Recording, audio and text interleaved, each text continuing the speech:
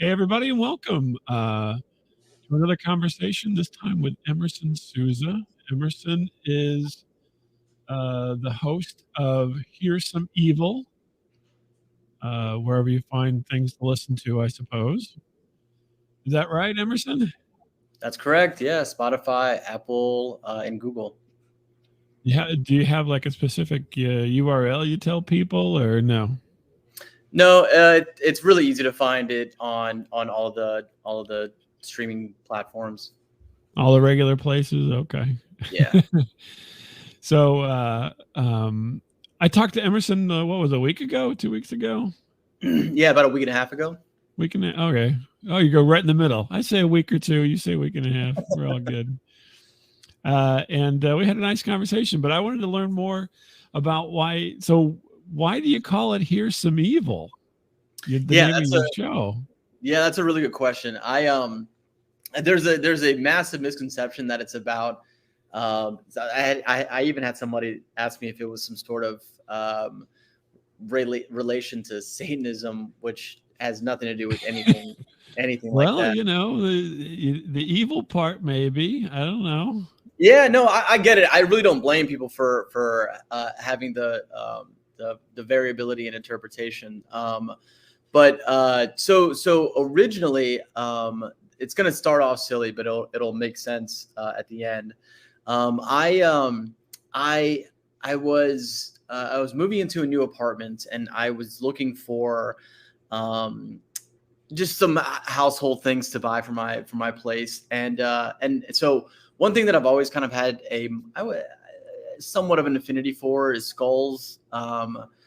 Skulls and skeletons, and there's one behind your head there.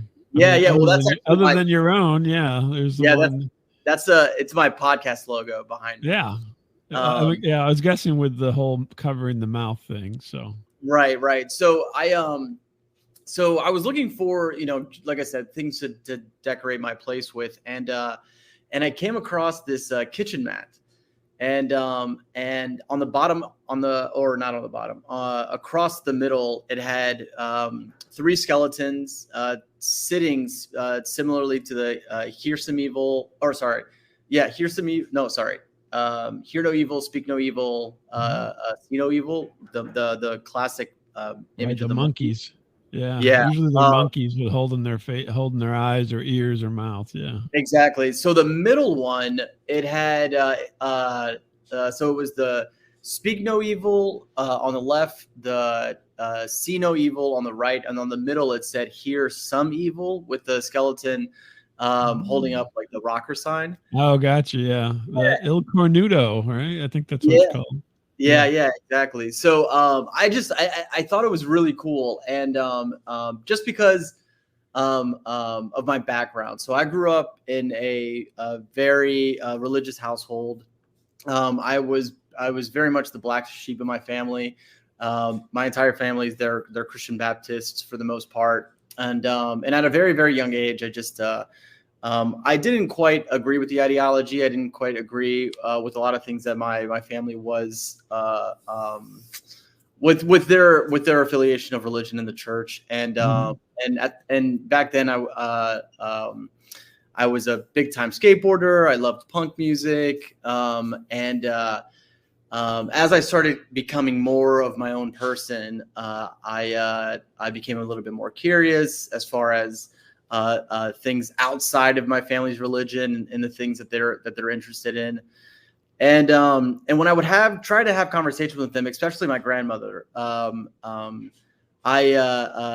always found it a hard time getting to an actual conversation. It would be mostly an argument followed by a quick dismissal of the things that I wanted to talk about. And it wasn't, like I said, it wasn't for argumentative sake. It was more so just to kind of learn a little bit more about each other and give them a better glimpse of who I am as a person. And I don't really have any ill will towards anybody or any bad intentions towards anything. I was just thinking differently than they were. And one of the things that I would say a lot, because my grandmother, anything that was outside of her purview of I guess morality, she would just call it evil. Everything was evil. My skateboarding was evil. My Evil. yeah, You, yeah, you ever yeah. see you ever see SpongeBob and Of course. Yeah, yeah. Mermaid Man and Barnacle Boy? Yeah, Evil. evil. No, I was Sorry. a big SpongeBob head. So yeah, skateboarding to them was evil. The music that I listened to was evil. And then eventually I started getting tattoos, and of course that was evil for them. And and over the years, I would literally ask my grandmother to listen to my reasoning behind my evil. Like, why do I do these things? And like, skateboarding is a sport. For me, tattoos it's an artistic expression. The music I listen to, sure, you don't understand it, but I can maybe explain to you why I like it. And also same thing with like my views towards life, my views towards religion and other things like that. And so and politically as well. And but we would never get there. So I after years of saying this, like, listen to my evil thing, it never really got anywhere. And then when I saw the writing, Here's Some Evil, that was the beginning of this all. I loved the three simple words put together. I love the phrasing. And then eventually, when I decided to make a podcast, and I was thinking of a title. I knew somewhat of the direction I wanted the podcast to go in. Number one was going to be some sort of storytelling format. I loved telling stories. I loved listening to the stories.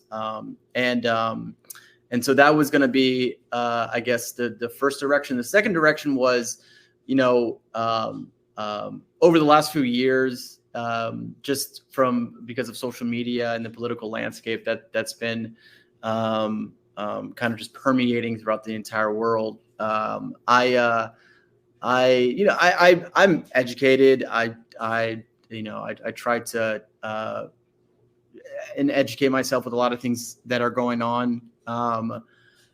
Just across this country, across the world. But I admit that there's a lot of it that I don't know. There's probably 90% of things that I don't know, and so I was hoping to get people on the podcast and talk about things that I might not be that familiar with, and it could be topics that I don't either support or other people don't support, or they might be controversial or not, so I like the spectrum of just everything. And so because of my love for storytelling, for debates, and the name of itself, I eventually decided to call it Here's Some Evil.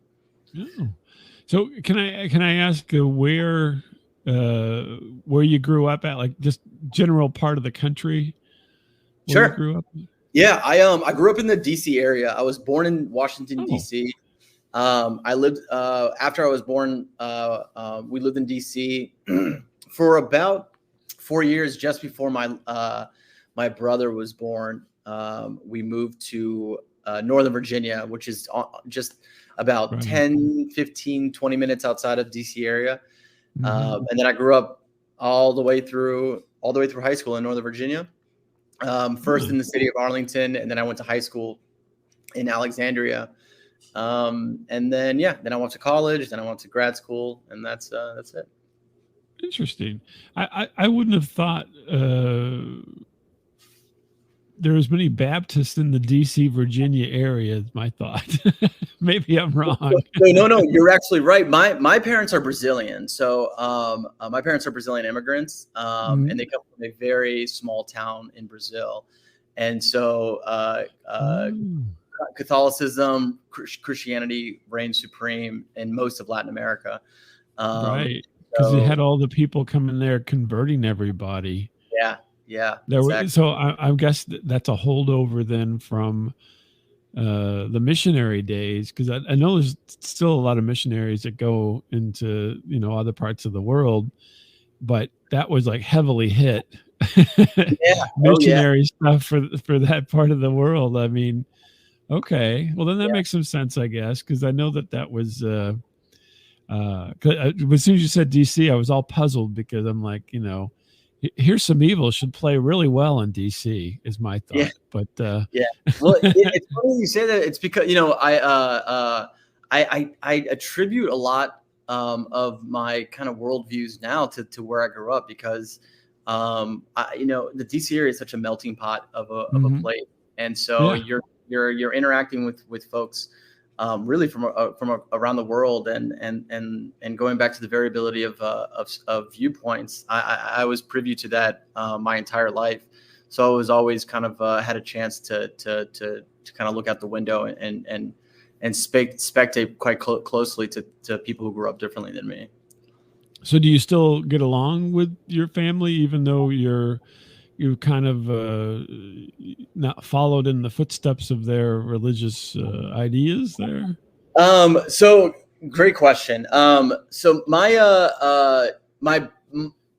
dad and I, we don't have a good relationship for separate reasons. But I'm happy to go into it, but that's not to answer your question, to your current question. My mom and I, my mom's relationship with me is a lot better now. It took a lot of years of basically convincing my mom that I'm not, because I like these certain things, I'm not a gangbanger or anything like that. She didn't believe you? She's like, oh, yeah. Of course, Yeah, no. You have a tattoo, so therefore you're the bad element. Yeah, I mean, honestly, there was for a long time, I kept getting tattoos. It's the thing that I'm truly passionate about. You can't see it now, but I've got a lot. And when my mom found out that I was getting it, it was a lot of years of the communication was not great for a long time. And then eventually when it got out to my extended family, my mom is one of 8. And there's 22 grandchildren on my mom's side. Yeah. And so when it broke out to the family, things got a little bit worse. Cause when I say black sheep, I mean, truly black sheep. My entire you should say, family. Mom, tattoos don't cost as much as children, just so you know. That is true. So I for several years it wasn't so great, just because especially because I live in America and they all still live in Brazil, except my parents are here, but the rest of my family's still there.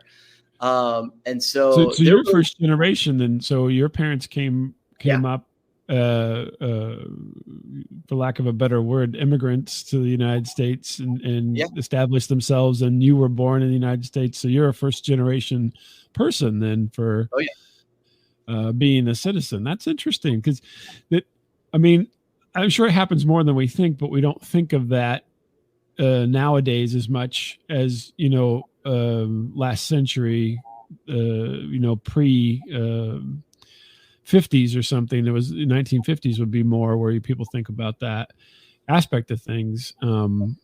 So that's fascinating though. Can I ask what your parents do or did? Sure. What brought them to the United States, or was it work, or just because they wanted to come, or? At the end of the day, it's all under the umbrella of a better conversation, or a better I popped life. Up a thing and threw you off. Yeah. For a better life. My mom grew up on a farm her entire life until she moved to the States. And with that many kids, you're put to work immediately. And sure.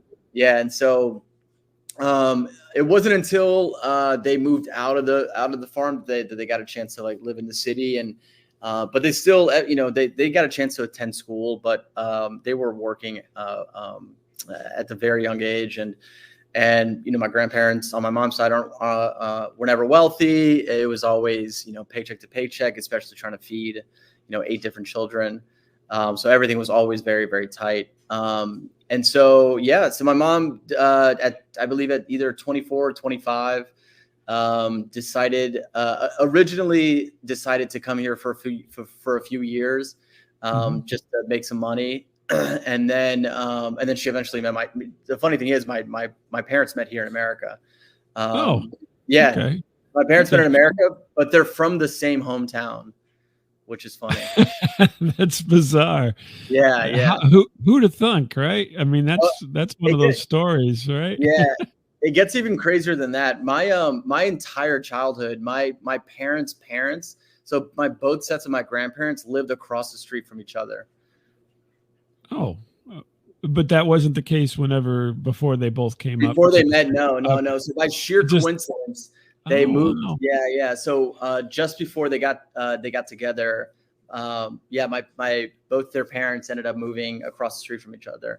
They're a little diagonally, but still, I mean, it's still it's Yeah, within the for all same block. intents and purposes. Yeah, Yeah, exactly. yeah. And then my dad, kind of the same thing. My dad, so in Brazil, their scholarship program is much different than America. So if you want to go to college for free, you have to take a really really really hard test. Mm-hmm. And my dad actually grew up wealthy, but then my dad comes from a long line of alcoholics, Mm-hmm. and so my his father eventually gambled away their entire net worth. And so he eventually had to become a school bus driver, and that was this whole thing. So my dad didn't have any money for college, and so he was like, if I don't get a scholarship, I'm not going to go to college. Yeah. So my dad ended up trying really really hard to get free schooling, and then when he couldn't, he didn't want to go back to his hometown to kind of start from square one, like my grandfather was. So so yeah, he ended up getting he had some internship within the government as he was trying to pass his test, and then eventually when he couldn't, like a lot of his friends, at the same time, a lot of his friends were moving to America. And so because he had so many connections, he came as well. And then like a lot of immigrants, it's a lot of trade work. So my dad's been working construction for I mean, it's got to be 30 some years now. Oh my. Yeah. That's tough life. Yeah. Oh, for sure. For sure. They when my parents got together, they started a small peanut, like a roasted peanut cart business that they had for quite some time. But my dad was still doing construction. He still does it today. And then my mom started a shoe shine business that she did for 20 years. Wow. So that's hard. That's hard work. I mean, all of that is hard. I mean, selling peanuts, you still got to be there to sell them. So, but the construction and shoe shining, much more, kind of a work that you really got to do. We're also, we're lucky that we don't have to work quite as hard, you and I, let's just say, as our parents did.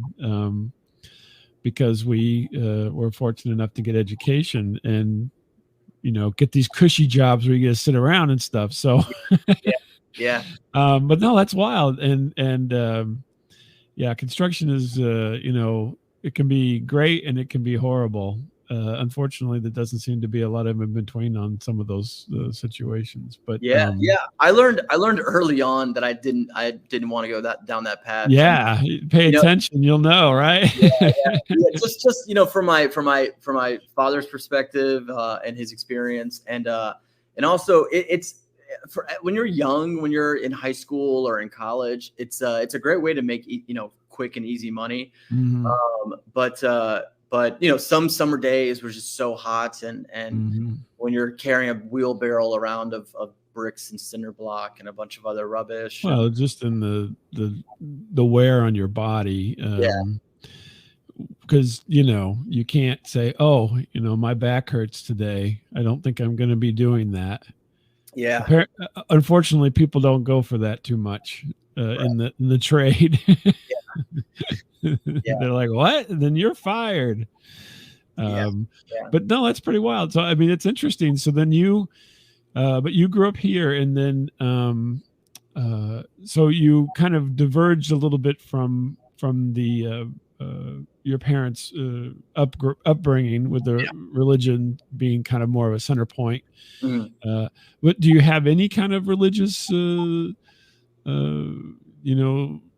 thoughts, or I mean, do you identify in any way religiously yourself, or is it, where are you at on that? Yeah, I mean, my best description is that I'm agnostic. I would never ever call myself an atheist just because I'm completely unsure. Mm-hmm. I in a weird way, I do believe in some sort of higher power. I have a hard time calling it a god. I Mm-hmm. mean, I think if there's a god, I would say, I mean, my thoughts are it's the universe itself, as the creator of life. I don't know. I don't. That's the extent of my belief. I'm not very You spiritual. don't subscribe to the panspermia thoughts, where we were seeded by something or someone or something. No, I'm yeah, just asking. yeah, I'm not pushing that agenda. Just asking. yeah. No. Please ask. Honestly, I'm quite an open book, so you feel free to ask anything. Yeah, um, I don't know. I always my belief for a long time has I've always called Earth and the universe and everything that surrounds it, and everything in between as a beautiful coincidence. Um, so that's always been my viewpoint.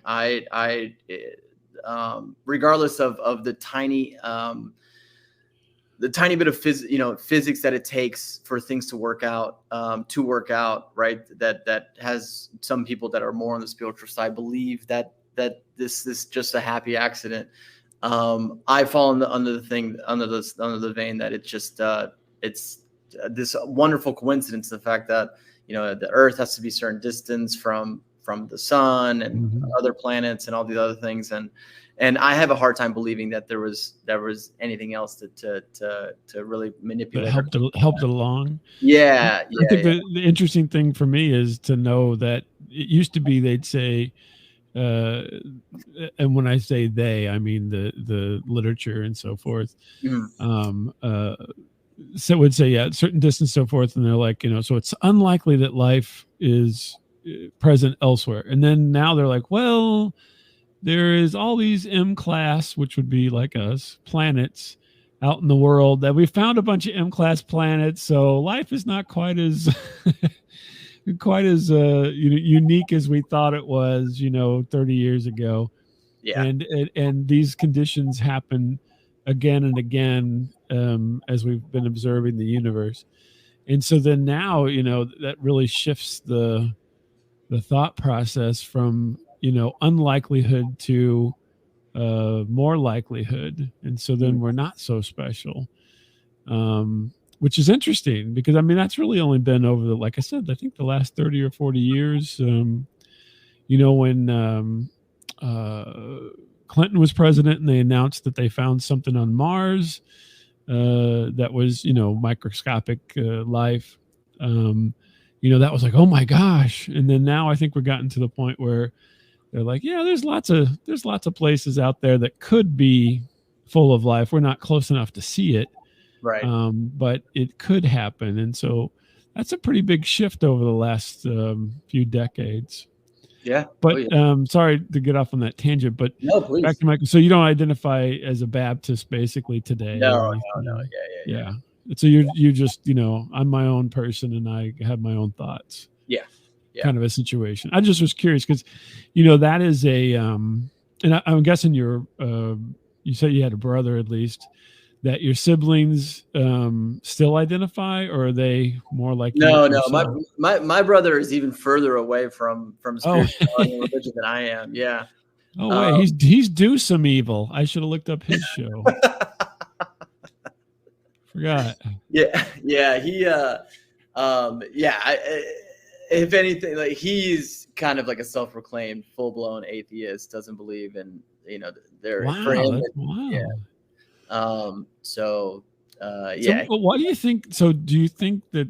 And I'm sorry to harp on this because No, I don't please. have any preconceived notion when we come to talk. That's the whole idea for me, is just to see where it takes us. And if you don't want to go Sure. down a road, you just No, certainly no, just no, tell me please. no. But do you think that there's the reason behind that was that were your parents overbearing with the religious aspect of things? Did they force you into doing things in the name of the religion? Yeah. Yeah. So we were, I mean, for a lack of a better word, force is honestly kind of the best way to describe it, because it was church every single Sunday, and then eventually we for a short period it was twice a week, and then when I got into around middle school, when I kind of started noticing that I was having different viewpoints, or at least I was being curious about certain things. I was always a very inquisitive kid. I was one of those stereotypical kids that would annoyingly ask why a million times at 2 years old. Yeah. Why? Why? Exactly. Everything for me was why. And why did Abraham kill his son? and then well, honestly, so when I got to middle school, I remember I was in Sunday school. I was in 6th grade, and I don't remember the full contents of the reading that they were saying, but I do remember them talking about how the Earth is 6,000 years old and these things like that. And I was a relatively studious kid, and I was studying science, and then I was reading a ton of books, and so here I am.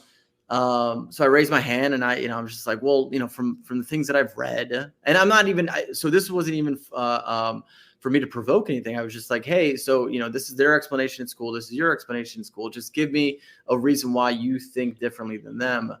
And I was reprimanded immediately, and then by the time I got home, I was reprimanded even more, and I never understood it was why I was being reprimanded for asking questions that didn't seem that bad. And so that happened for years, and then I looked into it even more. I actually started reading the Bible more to see if I'm missing something, and it just didn't register with me a lot of the things that they were espousing. And but the problem is, the more and more I started to ask questions and go and have second thoughts about the faith, the more that it was forced on me. And yeah, so I mean, it got to a point where I'm in high school, and it's like freshman, sophomore year. I think like most kids, but I just became very, very rebellious, and I was getting in a lot of trouble because I just wasn't getting along with my parents. And then yeah, so I basically moved away from it from an early age, but I was still, so I felt like I didn't believe any of it by the time I was 15, and then there was 2 more years of me being forced to go to church, and so by the time I was 18, it was like I couldn't wait to turn 18 just so I didn't have to go to church anymore. Right. Yeah. So then you're like, hey, no, I've had enough of this. Yeah. The interesting thing though is you mentioned earlier, like stories, and not that I'm a theologian or anything, but that's what the Bible is, right? It's stories, story upon story upon story. And the funny thing is, some of those are contradictive, right? Stories. And so and I suppose the interesting thing to me is that some religions take them as gospel, as they say. Sure. And some of them take them as allegories or stories to kind of guide you and direct you in ways that are better overall for you as a person. But they know that they're not they're not necessarily word for word true. Where do you fall? I mean, so you've had experience where you've been close to it and far away from it in a way. Where do you fall in that category? Where would you say, from what you've experienced and so forth? Where's your mind on that subject? You mean like in terms of the things that are written in the Bible? Yeah, like you think they're 100% hard facts, or do you think they're crafted items to guide you in certain directions? I think it's all of the above, honestly. So I think there is a lot of good in religion. I think there's a lot of things that are good that came out of religion, especially thousands and thousands of years ago. Establishing some sort of doctrine to basically just get people on the right path, I think, is a fantastic idea, right? A discussion of morality, what's right and wrong, right? As you're trying to democratize civilization, as you're trying to make sure that things aren't just chaos on a constant basis. I honestly, in that regard, I think it's good, right? Talking about the 10 Commandments, thou shalt not this and thou shalt not that. I think those are good things, right? Making sure that that there's repercussions for murder and theft and adultery and blah blah blah, right? So, I think all of those, I'd support that in that regard, and I think that there's part of the Bible that makes sure that people are on the right track for those certain things, right? So, so as far as not necessarily fact, but as far as the certain parts of the Bible being a reflection of morality, albeit subjective, but I think there's certain things that we can consider as somewhat objectively immoral, right? Like murder and whatnot. But I guess even in some societies that might not even be the case. But anyway, so I think that there's things like that. It makes sense to me as to its existence. But on the contrary, somebody mentioned this to me years and years ago, and I thought it was such an interesting concept where to expand on the idea of like morality, right? So of course they didn't just talk about murder, right? They talked about the clothing that you wear, and certain, if you wear two separate pieces of clothing, that's considered wrong in the Bible, and so it has to be one single cloth or something like that, right? So there's actually a great book that talks. Have you ever heard or read The Year of Living Biblically? No, I've never come across it. Yeah, so it's by an author named, his name's A.J. Jacobs, and I think I would probably not do very well myself living biblically. I think, well, that's the thing, though. The point of the book is that no one, according to the Bible, could completely live biblically. There's, there's still things. I think it's kind of funny that there's never really been a revision on the Bible. They're like, you know what, maybe we should take this out. It's just like, nah, let's leave it in there and not up for interpretation, right? So that's right. Yeah, we don't need to update the bylaws. Come on, folks. Yeah. And so this guy AJ Jacobs, he literally spends an entire year living by the Bible as almost as exact as he possibly can. And the Bible talks about your hair, talks about your clothing, and talks about certain things as far as your relationship with your partner, obviously man and woman. And so he was living in that manner. And so there's these stories about these things that people need to do.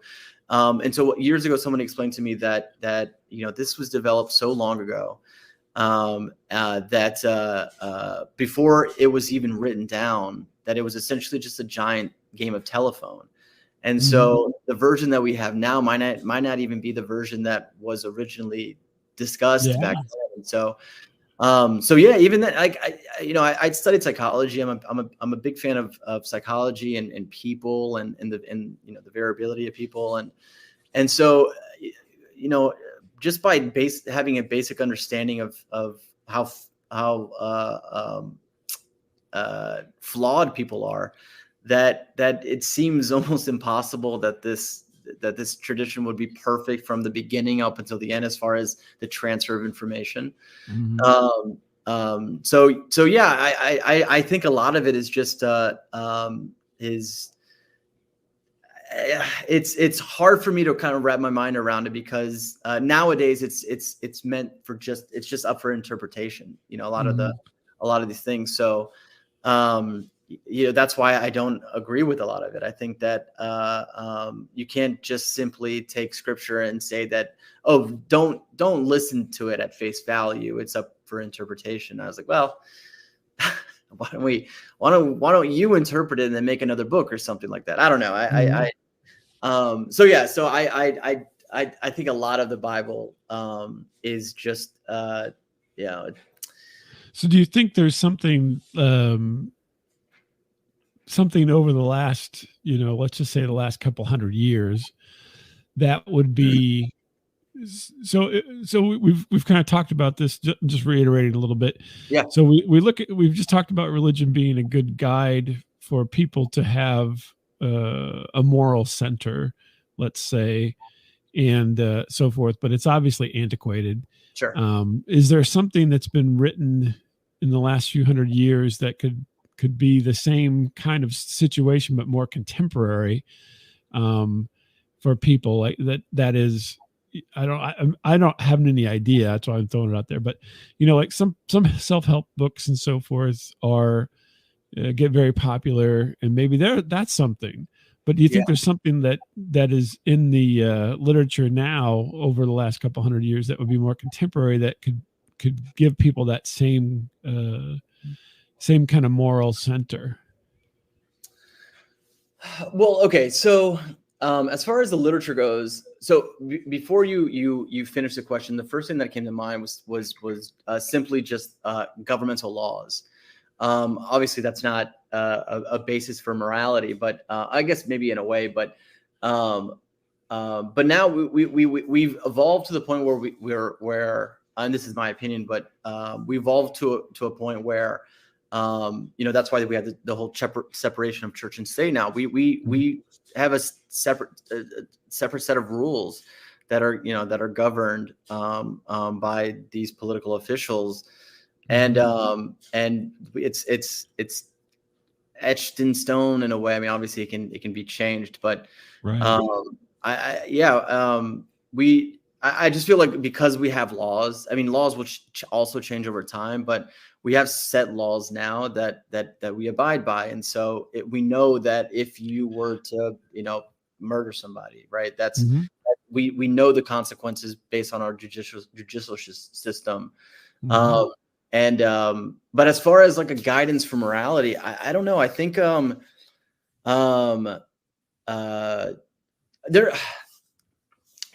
no one specific thing that I think about. I think that really anything related to either psychology or sociology or social psychology is a really great just look into people. I wish that more people, especially like I think I kind of alluded to this earlier, but with the and I've used probably variability of the sixth or seventh time now, but with the variability of people, people forget that not everybody is the same in their city or country or across the world, and I feel like we tend to forget that, and so easy to forget that. It's really easy to forget. I've done a little bit of traveling. In the last 2 years, I've lived in 9 cities, and I really got a chance to meet different cities across the United States. And can you name them off? Can you tell us which one, or you don't want to tell us which one? Okay. No, I'd love to. I was in Memphis, Tennessee, Savannah, Georgia, New Orleans, New York, Boca Raton, Florida, Virginia Beach, Virginia, Bend, Oregon, Los Angeles, and San Francisco. Wow, that's a good list. I mean, it seems very coastal. Yeah. I other than Memphis, I needed some oceans. Yeah, well, there's a river down there. That's true. Yeah, that is true. Memphis and Bend, Oregon were the only places that didn't have ocean access. Yeah, ocean access. But so in Memphis, I was there visiting. Well, most cities I was visiting friends, but at least Memphis had one of my best friends, and I love just kind of like the history and culture behind Memphis, and also I was snowboarding a ton when I was in Oregon. So yeah. Oh wow! So did you find? Was it job related? Was it just I want to move to these places, or just like, hey, I'm coming out for about 2 months. I'm staying with you. Is that all right? No. So it wasn't job related. It was just for fun. I've been remote since the pandemic started, and Oh, so okay. yeah, so I'm lucky in that regard. And then when my lease was coming up in DC, it was in 2021, and I'd spent my entire life here, and I was just like, hey, let me try something else. So originally I Memphis was the first city that I went to, and I called my buddy Mhm, up, and then no, I didn't stay with any friends because I knew I was going to stay long term. So mhm. all these different cities, everywhere but LA. Well, no, I guess in LA I stayed in Airbnb too. So all the other cities except LA and San Francisco, I stayed in Airbnbs. Oh, Um, really? So yeah, you basically use them as like rent in a yeah, way. yeah, Oh, yeah. like a long-term situation. Yeah, during the pandemic, Airbnb knocked off 30% off of any stay longer than a month, longer than 30 days. Really? Oh, Yeah, how interesting. yeah, yeah. So they That's really support fascinating. the digital nomad. Yeah. Oh, wow. So, um, are you renting right? Are you doing the Airbnb right now or No, no? no, no. So my last city, I actually just moved back home. I just moved back from San Francisco. I was in San Francisco for a year, and I had an apartment there. Mhm. Um, so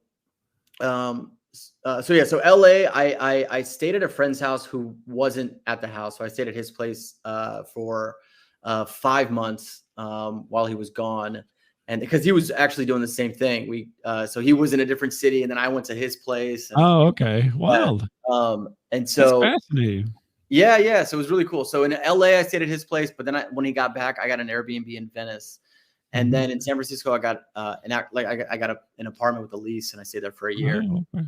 And then I just moved back home to Northern Virginia, and I have an apartment here in Alexandria. Yeah. Oh, okay. Mhm. That's why that is I'm not that sounds fun to do. Uh, I'm not in a position to do that myself, but it sounds like it would be really fun um, to do that. And I mean, you say it, and it in my head it just snapped. It's like, of course, why Yeah. not? Yeah. But before you said it, I'm like, where's this going? And but no, after you said that, I'm like, of course, why wouldn't you? Why wouldn't you? Couldn't you do that Yeah. at this point? And now into the future, why couldn't you do that? Why wouldn't more people do that?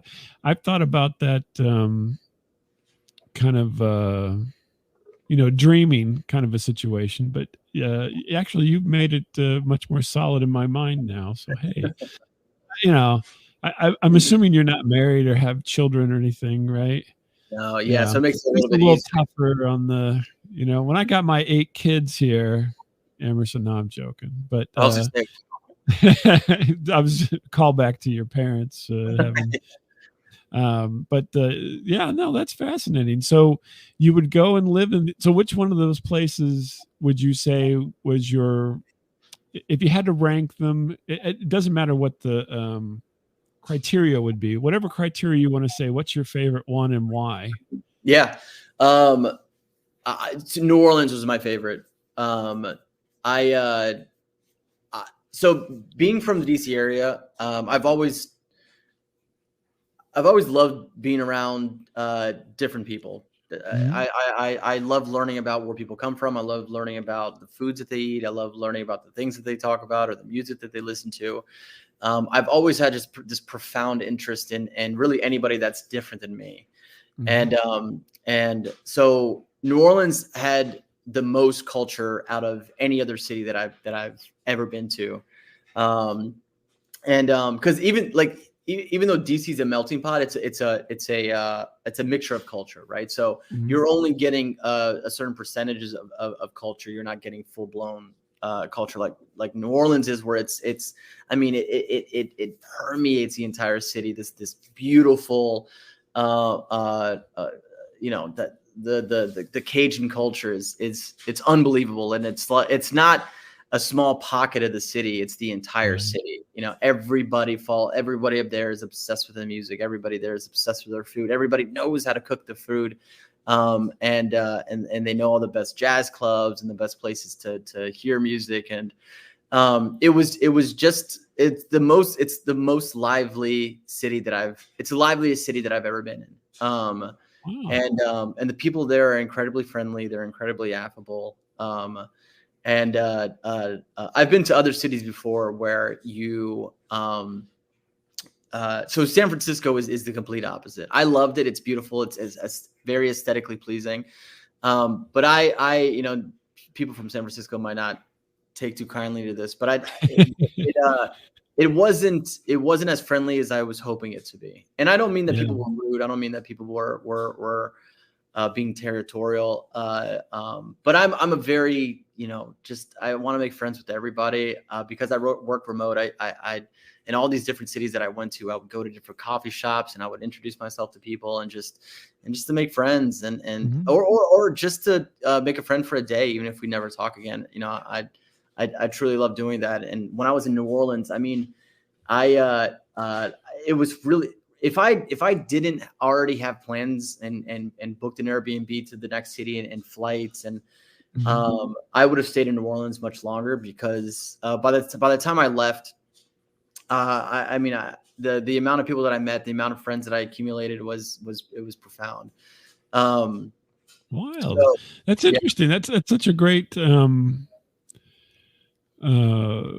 paint such a good picture of that kind of lifestyle, because I think sometimes if you say that, people would think, well, weren't you lonely because you didn't know anybody, or what happens if would you have any support system?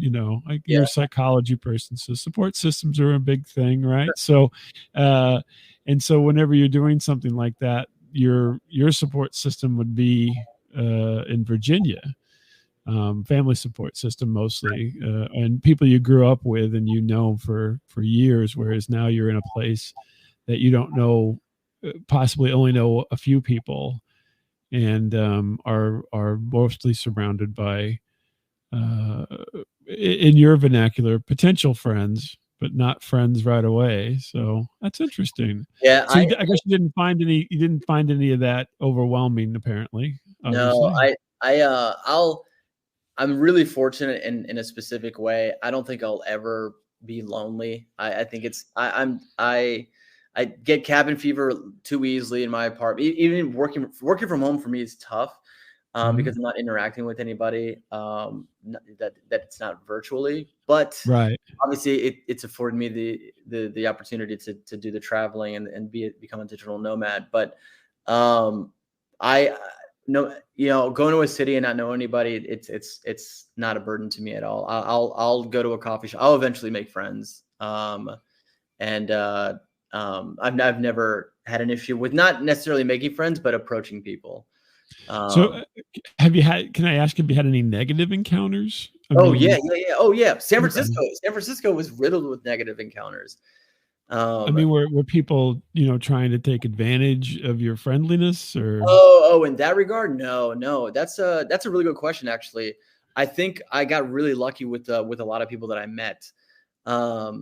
Yeah, no, I would say that, regardless of me being friendly, I think that there is somewhat of a subconscious kind of vetting process. I still pay attention to who that person's are and who their character is, and if I'm getting not the greatest vibes, I'm not going to just go over to someone's house or, if any, I won't invite anybody back to my Airbnb either, where I'm living. If anything, as I'm meeting people, I'm like, hey, let's grab a drink or let's grab a coffee, or, if anyone's inviting me to some house party, I'll even drive by and check it out and see if there's multiple people coming in. Oh, that's a good question. So as far as a car though, did you travel by car to all these places? Is that the idea? I flew everywhere. And in some places when I was living in LA, I rented a car. Yeah, And you gotta have a then car in LA. gotta Thank have a car. goodness. Yeah. What else are you gonna do all day other than sit in traffic? Yeah. And then I Airbnb, or not Airbnb, I Ubered or took a Lyft everywhere for the most part. I also traveled around with my longboard.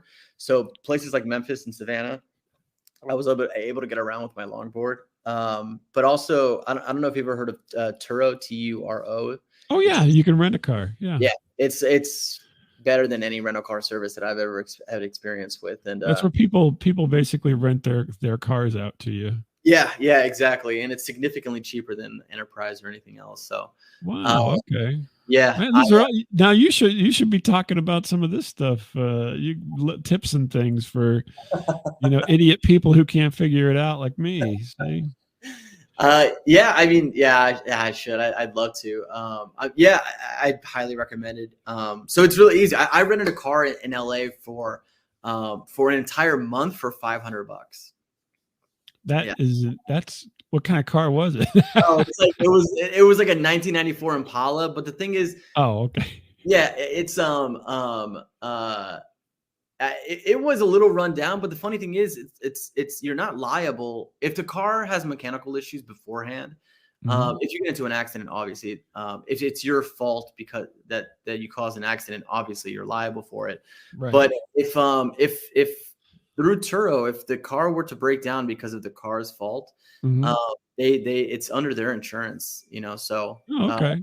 So you're then do you have to have insurance of your own in case of accident, but yeah, so I have my credit card provides auto insurance. oh, Um, okay. So when you made the rental, insurance was included with the rental at that point yeah, then. yeah. So Okay. any rental once I put it on my credit card, it's automatically applied. This is fascinating, Emerson. You're living, and I have no clue how old you are, so I'm not even gonna. Don't tell me because you'll just make me somewhat depressed. So, Yeah, I'm happy to tell you, but but I mean, this is so fascinating that now, do you think that you're obviously you said DC and so forth, but do you think as we talked about your family before, do you think this kind of, for lack of a better term, wanderlust that you have was a factor from that? So because you kind of were pushed away a little bit, I guess, from your family, is that influenced this, or you think this would have happened no matter what for you? so I because I grew up in and not the not so ideal home environment. Mhm. I relied, speaking of support, I relied heavily on my friends Yeah. for just any type of companionship, for emotional support, for friendship, and a lot of the friends that I had in middle school and high school, a lot of us grew up actually relatively the same. I think it's one of the reasons that we connected, especially a lot of my friends like in the skate community, in the skateboard community. Mhm. And so, just having either abusive parents or alcoholic parents or just neglectful parents or parents, whatever. It's just all somewhat fit in the same category. And so I have found a lot of solace in my friendships, and I actually viewed my friends way more as family than my own family. And so Mhm. as I grew older, I became having friends kind of helped me get through my childhood, and then eventually I became an adult, and I was no longer a part of that environment anymore. I went off to Right. college. I had an amazing time in college, and then I went to grad school, and then so my after that was everything was incredible, and then I guess I maintained that obsession with making friends, and it just kind of extrapolated over the years. And so yeah, I think that's, to credit my parents a little bit, my with their courage to uproot their entire lives Yeah. and move to a different country without really any basis or, Right. No safety net or anything, right? no safety net, no knowledge of the English language, no nothing at all. I mean, with just a few bucks in their pockets, and then kind of hope for the best kind of thing. So Uh, do you speak Brazil? Is it Portuguese? yeah, I speak fluently. Oh yeah, cool. Yeah. Do you use that in your work at all? No. Oh, okay. I Just don't wondering. now, but I have before. I worked for briefly worked for a Brazilian company. Oh, okay. I just because usually bilingual people, um, tend to, kind of gravitate toward Sure. bilingual jobs because you have a inherent skill that other people don't have. Right. And it's, you didn't have to go get it. You know what I mean? It happened Yeah. Yeah. for you. That's fascinating. So then, um, you talked about your friends of support. So I wanted to ask you a question about. So you said alcoholism, right? So Mhm. you, and also you have a psychology background, so you know that there is genetics Mhm. in alcoholism. So how do you personally feel about that, and how do you deal with it yourself? Because you could be affected. Yeah. So this is something that I've thought about. I mean, probably for 20 years, the last 20 years of my life. I started drinking at a very very young age, and part of it wasn't even being totally rebellious. I would just my dad would just take, like, a lot of his friends would just take their kids out with them, and Mm-hmm. and then everybody would just be drinking, and so my friends and I were just kind of like, hey, well, why not try it? Like they're trying it, Right. kind of thing.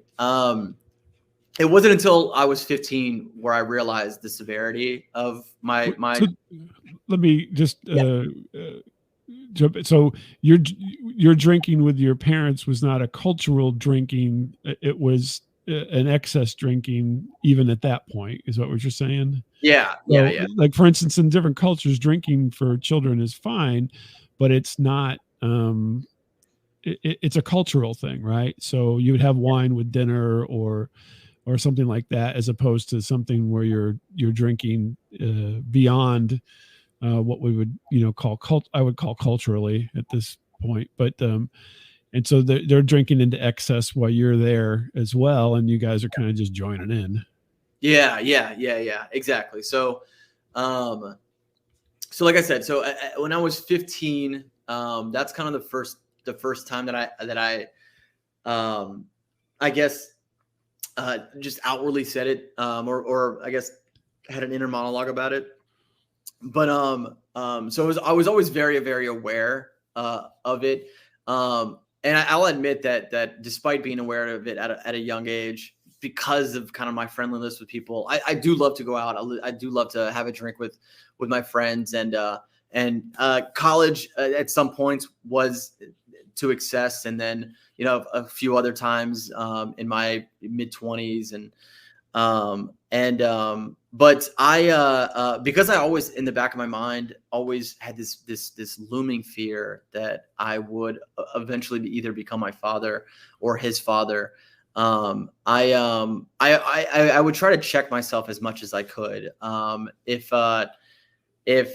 I had too many drinks one weekend, I would spend several weekends after that not having any drinks. Because I understand, like you talked about, the genetic predisposition. There's also a psychological basis of it. There's a physiological basis for it, and I tried to make sure that there wasn't a dependency on all fronts. Right, there's Mhm. no physical dependency. There's no psychological dependency. And there was a small checklist that I always had. If I ever came home and from work, and I needed to have a drink immediately, or I needed to get drunk immediately, then I knew that was the start of a problem. Yeah. And if I so I've always avoided drinking during the week for the most part. That's always been a big one too. If I start drinking every day of the week, I think that's a bit of a red flag. And obviously, I'm not saying it for everybody. I'm just kind of speaking anecdotally here. Yeah, Um, no. I mean, what I have alcoholism in my family as yeah, well, but I've always been aware of it, I guess. And the reason I was just trying to kind of fill out what your thoughts were, but and knowing that there's this connection, and it's you're always feeling like it's almost like you're predisposed. If you were predisposed to some kind of disease, right, yeah, you would be like, well, I got to watch out because I don't want to get that disease. And right, alcoholism, in they call it a disease. I mean, it's not the same way as as other things are. You know what I mean? But you can. I mean, you're susceptible at that point. Or the thing is, you're potentially susceptible, right? They don't have you don't have the COVID test for alcoholism where you can spit on a thing and Yeah. and it says, "Hey, watch out! You're going to be an alcoholic if you don't test yourself." There's none of that yet, right? Right. And Right. but if you are exposed, if you know at a young age that these things have happened in your family, then you have to be aware of that. And so you're right. You constantly got to check yourself, because that path, we'll get back to the here's some evil area. That path, you'll find that you're already down it before you even realize it happened. Right. Right. And then you got to work your way back, and it's a much harder road going back than it is going forward. And so anyway, that's why I was curious on Yeah. what your And, thoughts were on that. So yeah. And Bob, to add on to that, I'm actually aware of my relationship with addiction, because I think that part of I think where that predisposition creeps out, there are certain moments in my life that I feel like it has come out. So I started smoking cigarettes, and then I had to kick that. I smoked weed for a long period of time, and I had to basically tell myself to figure out a way to do it in moderation. And so there's moments in my life where I've been caught up in some sort of addictive behavior, and I know that it exists within me. But I think that one thing that I've learned, and going back to just like my experiences with psychology, is that anybody with any type of addiction, it can be channeled in different ways. And so I along with skateboarding, I played soccer my entire life. I played soccer in college. So I've always channeled my, I guess, addiction towards something. And so I've always been, an avid reader. I started getting really into comedy about a couple of years ago, and started reading all these comedy books. And then I tried stand up, and that's the stand up ended up leading me, part of it leading me to the podcast, because I just fell in love with the comedic world. So having that mindset where I'm like, okay, I know that I have this problem, but how can I benefit from the problem? And so channeling it into a more positive addiction rather than a negative one has been super helpful too. I think there's a certain irony that it seems like alcoholism and fanatic religious following seem to go hand in hand, oddly enough. Yeah. Yeah. I don't know, just processing some things where I'm like, well, isn't that kind of wild that you have both of those things kind of walking together a lot of times when you look at it a little closer. Yeah. Well, Emerson, I love talking to you. I didn't want to keep you about an hour here. I didn't want to keep you too long. And Sure. And thank you for answering all my stupid questions and going through some things. And there's actually more things I wanted to ask you, but I have to move on myself, but I'm sure you got other things to do as well. Sure. And but thank you for being here today, and thanks for sharing. And all the best for you. And if you're ever in St. Louis, you certainly send me a note. I'm not going to let you drive my car or sleep in my house, but I'll be happy to go take you to lunch. Sounds good, Bob. Thank you so much. I really do appreciate being on your show. And this is a really fun time. I have a really good, I really like talking to you. Good deal. All right. Till next time, folks.